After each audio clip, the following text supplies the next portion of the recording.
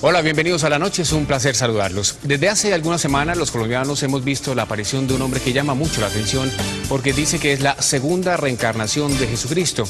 Es puertorriqueño, nació en la ciudad de Ponce, tiene 61 años y es la cabeza de una iglesia que se llama Creciendo en Gracia. Y dice que en Colombia ya cuentan con unos 100.000 adeptos. Nos dicen ellos también que tienen presencia en 30 países. Solamente en Bogotá, dicen las cifras de ellos, existen 40.000 seguidores. Es nuestro invitado en La Noche de RCN. Estamos hablando de José Luis de Jesús Miranda, que nos acompaña vía satélite desde Miami. Don José Luis, es un placer saludarlo. Buenas noches en Miami. Buenas noches, Juan. Para mí es un honor hablar con el pueblo colombiano. Muchas gracias, señor. ¿Usted cuándo siente por primera vez el llamado de Dios? Y quiero preguntarle también, ¿quién es usted? Yo soy la segunda manifestación o la segunda venida de Jesucristo aquí a la tierra. Tengo muchas evidencias bíblicas que quizás en este tiempo no puedo enumerarlas todas, pero el apóstol Pablo dio unos códigos. Él dijo, cuando el Hijo del Hombre vuelva a la tierra, Él juzgará, predicará, enseñará conforme a mi evangelio. Y yo soy la única persona que en 2000 años he estado enseñando el evangelio de la incircuncisión. Hay dos evangelios registrados en el Nuevo Testamento. Uno es la circuncisión que predicaron los apóstoles del Señor Jesucristo, que estuvo muy bien hasta esa dispensación. Una vez Jesucristo resucitó, ya el evangelio de los apóstoles quedaba obsoleto, porque era judaísmo mezclado con la vida de Jesús de Nazaret, que no fue cristiano. Por lo tanto, yo soy esa segunda venida que decían los profetas. Ya. Don José Luis, la palabra apóstol pues es un término griego que significa enviado. Usted dice que es la representación de Cristo en la tierra. ¿Por qué se denomina usted apóstol? Bueno, porque en Hebreos capítulo 3 dice que Jesucristo es el sumo apóstol de nuestra confesión. Por lo tanto, le llama apóstol porque para ser apóstol tiene que tener un cuerpo físico.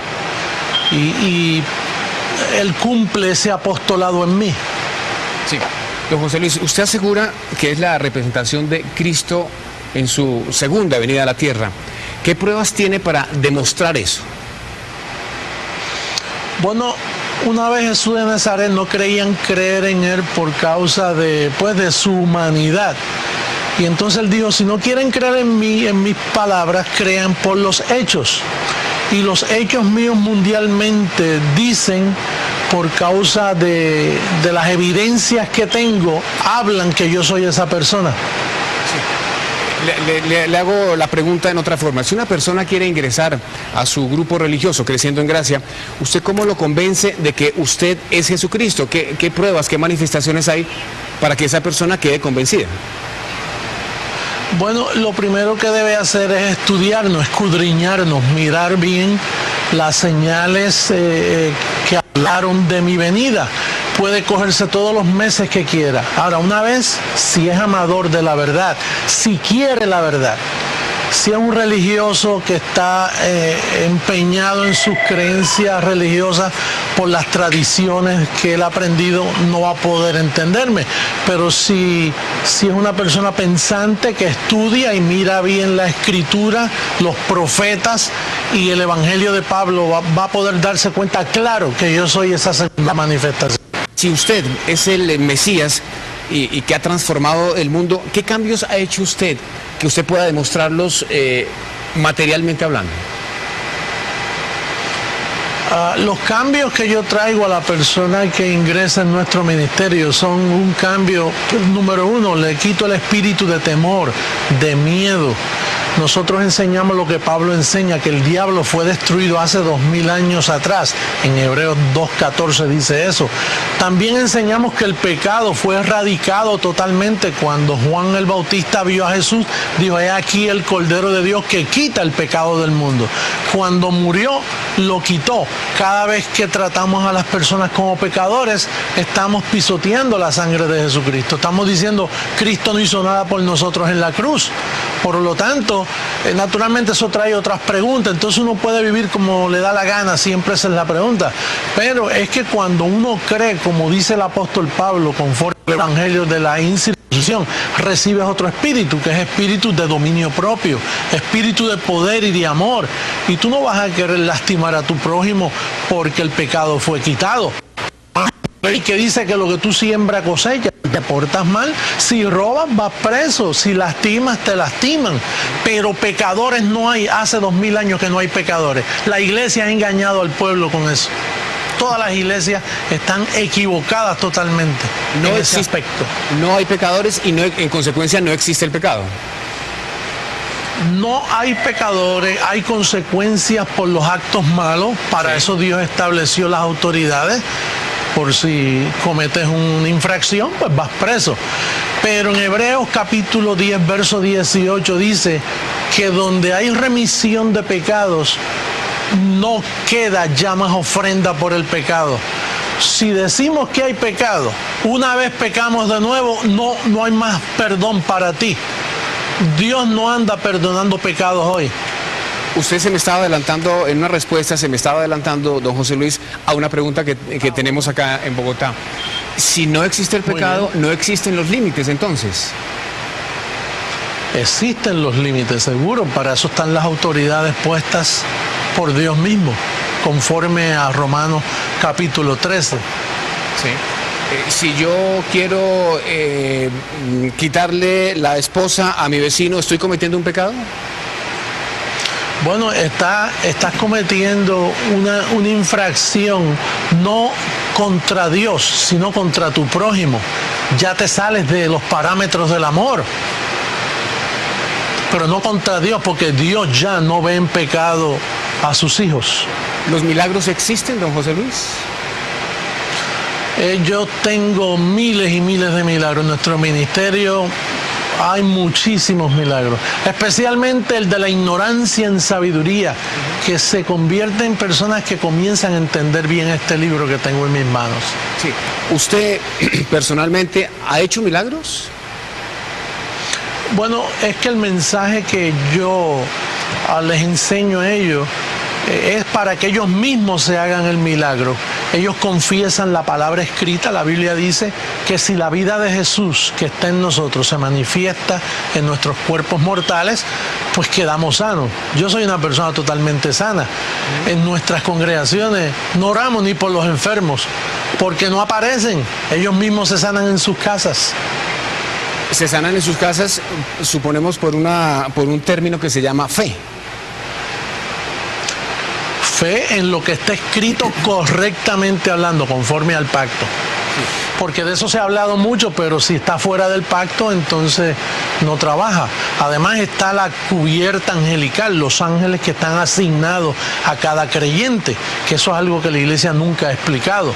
Conforme Hebreos 1:14 dice que estos espíritus angelicales son enviados a servicio de nuestra salvación. La iglesia desconoce esto totalmente. Estamos hablando con don José Luis de Jesús Miranda. La persona que dice que es la segunda reencarnación de Jesús, está en directo vía satélite desde Miami. Don José Luis, Jesús vivió una vida austera, nació pobre, vivió pobre, murió pobre.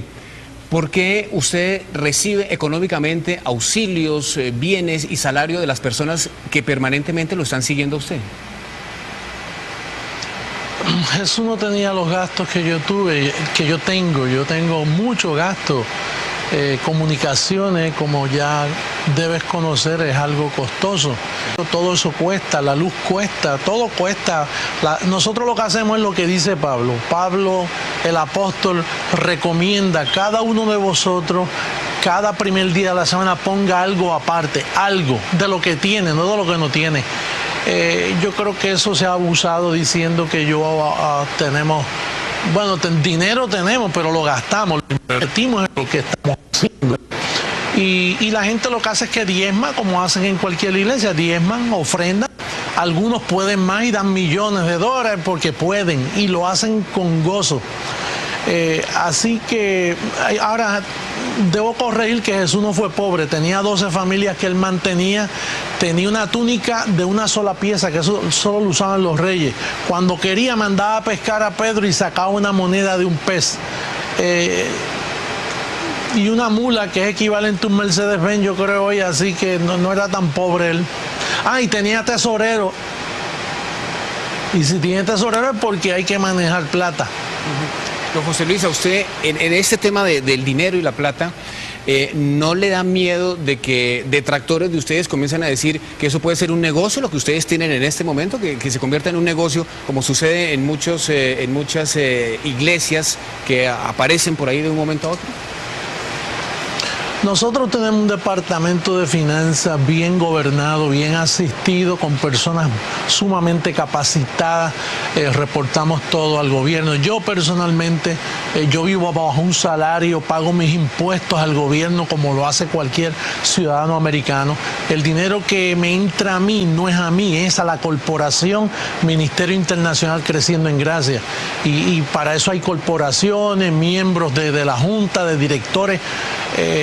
Todo eso simplemente es mala información que dicen de nosotros para que no nos escuchen. Sí. Quiero hacerle esta pregunta.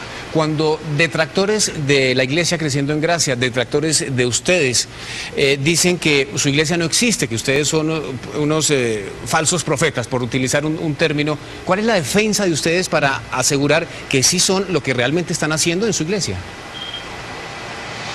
Bueno, las evidencias, lo que hay que venir y mirar lo que estamos haciendo y investigar bien antes de decir que no somos nadie y que somos unos falsos profetas. Falso profeta es una persona que habla mentira, como tú has oído hablar mentira por 2000 años. El mundo sabe, ellos piensan que esa es la verdad, eso es mentira. Falso profeta es una persona que está dando falsa información. Nosotros todo lo basamos en las 14 epístolas del apóstol Pablo, que es el perito arquitecto de nuestra salvación para nosotros los gentiles. Hablando que está escrito, la Biblia dice, dichosos los pobres porque ellos será el reino de los cielos. La pregunta es, ¿en dónde está el reino de los cielos que el Mesías le promete y que le ha prometido a las personas pobres, a las personas de escasos recursos? Bueno, Pablo expresó sobre eso y dijo, ya conocéis la gracia de nuestro Señor Jesucristo, que siendo rico se empobreció para con esa pobreza enriquecernos a todos.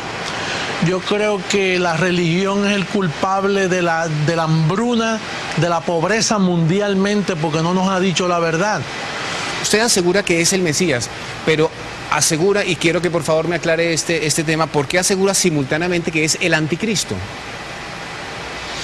Bueno, porque Pablo, el apóstol Pablo, cuando él dijo en su tiempo, él dijo, sean imitadores de mí como yo de Jesucristo. Fíjate que él no dijo sean imitadores de Cristo, porque él amaba tanto a la iglesia que él sabía que si imitaban a Cristo iban a imitar a Jesús de Nazaret. Y Jesús de Nazaret no fue cristiano, él fue judío, vivió judío. Y él vino para sustituirnos, no para que le imitásemos. Si tú imitas a Jesús de Nazaret, te conviertes en otro judío. Entonces, ¿qué pasa? Que los apóstoles, cuando vieron a Pablo decir eso, le dijeron, entonces tú estás en contra de Cristo. Dice, no, al contrario, yo estoy a favor. Después que resucitó, es cuando comienza el cristianismo. Entonces, ¿qué sucede? Que como yo predico el mismo evangelio de Pablo, venía un segundo anticristo, que es mi persona. Jesucristo hombre.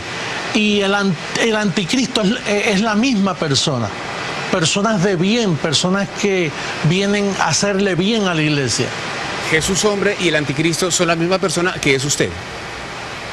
Seguro. Sí, lo que sucede es que la mala información, en la ignorancia que hay de este tema, la gente piensa que el 666 es un símbolo satánico y eso es mentira. Yo puedo probar. Bueno, todos podemos probarlo. Por eso es que nos marcamos esa señal. Sí, quiero hablar del famoso 666. Aquí en Colombia ha llamado mucho la atención y lo hablábamos ahora con... que el próximo martes, 13 de marzo, va a haber una gran marcha aquí en Bogotá de los seguidores de la iglesia de ustedes, tatuados con el 666. Quiero preguntarle, correcto, evidentemente, ¿ese número no es un número satánico para ustedes? No es. Si tú, yo marqué aquí en mi Biblia es un número de bien, es número de hombre. En otras palabras, dice que hay sabiduría en ese nombre. Si me permites leerte rapidito, sí, señor. Yo tengo aquí una escritura del Viejo Pacto que hablaba de que eso venía.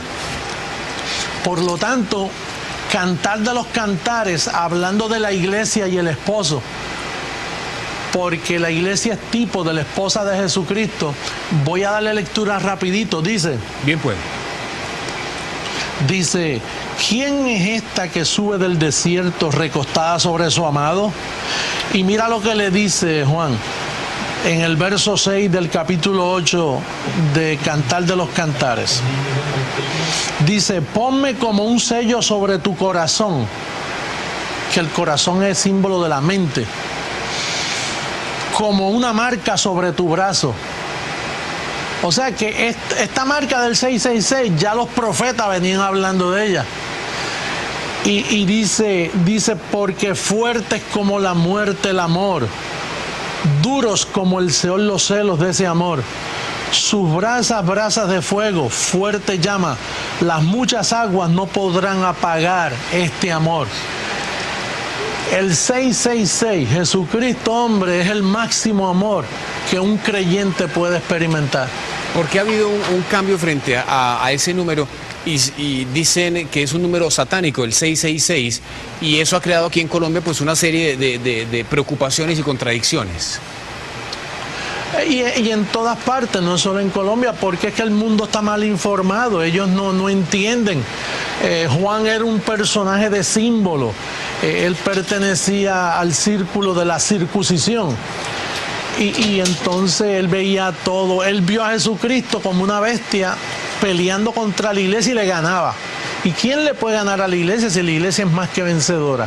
Solo Jesucristo podía haber hecho eso. Don José Luis, el número 6 en la Iglesia Católica significa imperfección, pecado, muerte. 3 números 6, 666, ¿no sería una gran suma de pecado, de imperfección y de muerte? Eso es lo que ellos dicen, pero no hay prueba bíblica. Yo tengo más prueba bíblica escrita de que significa el máximo amor de ese líder que venía a amar a su iglesia, a edificar a la iglesia con el verdadero evangelio. Yo quiero volver a tomar un tema que personalmente me llama mucho la atención, es el del pecado. Usted dice que no existe el pecado. No es muy fácil. Bueno, eso es lo que dice. Sí, no, lo que nosotros digamos, Juan, es exponernos a contradecir la Biblia. En Hebreos 9:28 dice que Cristo viene por segunda vez sin relación con el pecado. ¿Por qué sin relación con el pecado? Porque el pecado fue quitado hace 2000 años. Y en el verso 26 de ese capítulo dice que cuando Cristo murió, quitó el pecado del medio de la iglesia. Sí, don José Luis, con base en eso, ¿no es muy fácil ir por el mundo pregonando que no existe pecado? ¿No es una situación de riesgo para las personas que permanentemente lo están oyendo a usted? En ningún momento ellos experimentan una paz tremenda. Tú sabes lo que tú sentirte un pecador delante de Dios, para luego descubrir que cuando Él murió, Él quitó todos tus pecados y los echó a sus espaldas. Así dijo el profeta. Cuando Él venga, quitará el pecado de la tierra en un solo día. En un día entró por Adán. Tomó una desobediencia para constituir a todos los hombres pecadores. Pues el postrer Adán, que es Cristo, cuando murió, de la misma manera quitó el pecado de la tierra. No hay pecado, Juan. Eso es una mentira en grandes proporciones. ¿Hasta qué límite llega? Para mantener a la gente atada. Sí, señor. ¿Hasta qué límite llega? ¿Hasta qué límite llega el pecado y una infracción de la que usted nos hablaba hace algunos minutos para que no haya confusión? Cuando alguien mata, cuando alguien viola a una persona, ¿está cometiendo una infracción o está cometiendo qué? Porque usted dice que no está cometiendo un crimen y va a ir preso. Y su conciencia, si no va preso, su conciencia lo mata. Sí. Y aún si va preso ante y Dios, pasa 30 años preso, sigue sintiéndose un pecador por causa de la mala información. Sí. Cuando ya pagó por ese crimen. Digamos que eso es en el aspecto terrenal. El que mata va para la cárcel, por supuesto. Pero en el aspecto espiritual, en el aspecto dogmático, no existe pecado. En el aspecto espiritual, Juan, no existe pecado. Es muy difícil. Fíjate que Pablo dice, eso, y está escrito, por eso es que quiero que me escudriñen, porque está escrito. Fíjate, un poquito, ponle pensamiento a esto que te digo, Juan. Le pongo pensamiento. Hebreos 10, capítulo 10, verso 18, dice que donde hay perdón de los pecados, ya no hay más ofrenda por ellos. Quiere decir que Cristo te quitó los pecados en la cruz, no ahora. Eso de estar arrepintiéndose todos los días de pecado, eso es una mentira. O ir a decírselo a un hombre, mire, yo cometí, eso es una mentira, es un engaño. Cuando Cristo murió, quitó el pecado de todos los elegidos de la tierra. Sí, la defensa. Totalmente. Sí, don José Luis, la defensa en este aspecto que hace, por ejemplo, la Iglesia Católica, es que cuando una persona se está confesando, no se está confesando con un hombre, sino con un hombre que está representando a Cristo para poder confesarse. Eso no tiene base bíblica. La Biblia dice que cuando Cristo murió, los creyentes quedamos muertos al pecado. Que en otras palabras, que ya no hay que estar ni confesándolo. Bien, sin embargo, yo estoy seguro que también será difícil entenderle para nuestros televidentes en la noche de RCN, entender el concepto de ustedes de que dicen ustedes que dice la Biblia que no existe el pecado. ¿El diablo existe? Es que no. ¿Cómo va a existir? Imagínate, si cuando Cristo murió hace 2000 años, se fue con el diablo. Hebreos 2:14 dice que quedó destruido, y la palabra destrucción para mí es aniquilación. No fue que lo hirió, sino que lo destruyó. Hebreos 2:14 lo dice clarito. Sí. Bien, no existe el diablo, Juan, no existe el infierno. Eso es otra mentira más que la iglesia nos ha vendido. Lo que existe es que los escogidos cuando mueren van a la gran nube de testigos, conocido como el paraíso. Don José Luis, hace poco se conocieron aquí en Colombia unas imágenes en donde usted aparece diciendo que le gusta la cocaína de nuestro país. Usted hablaba de una caneca de cocaína, algo así.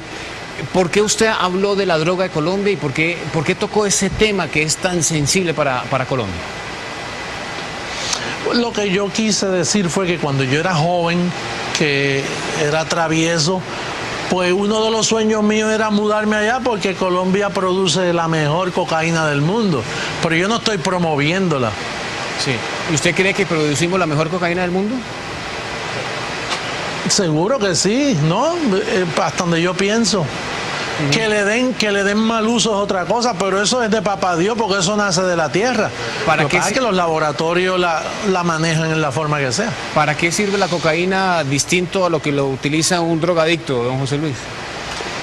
Bueno, yo no soy científico ni médico, hasta ahora no puedo darte mucha contestación de eso, pero yo creo que la morfina es un derivado que mucho nos ayuda cuando nos hacen una operación, alguna cirugía. Sí, ¿usted ha probado cocaína? Cuando era joven, sí. Cuando era joven y travieso. Joven y travieso. ¿Y con frecuencia? Todos los días. Yo era un adicto. Yo pasé por todas esas experiencias cuando era joven. Pero lo que no cae muy bien en Colombia es que usted haya hablado de que es una de la mejor cocaína que se produce en Colombia, la nuestra. Bueno, entonces estoy equivocado. Si no es la mejor, será en otro país entonces. Sí. ¿Qué hace usted cuando una persona que es seguidora de su movimiento, de su iglesia, Creciendo en Gracia, le dice que tiene ganas de probar la droga o que es adicta a la droga o a la cocaína, cualquiera de estas sustancias? Bueno, yo creo que eso está en contra de la ley, por lo tanto, nosotros los cristianos estamos sometidos a las autoridades y a cumplir las leyes terrenales. Queríamos hablar con usted, don José Luis, sobre todos estos temas porque nos han llamado muchísimo la atención acerca de la iglesia suya, acerca de los seguidores que tiene en Colombia y en el mundo entero, y por eso queremos mucho pues agradecerle el tiempo que nos ha dispensado aquí en la noche de RCN para hablar de este tema del pecado, del diablo y de todas estas situaciones que en algunos casos sin duda alguna son controversiales, ¿no? Son controversiales. Lo que yo espero y recibo es que no me hagan lo mismo que me hicieron la primera vez. Por amor a ustedes, no por amor a mí, por amor a ustedes. Don José Luis, gracias por atendernos en Miami, por dispensarnos estos minutos aquí para la noche de RCN. Ha sido un honor compartir contigo, Juan, y con el pueblo colombiano.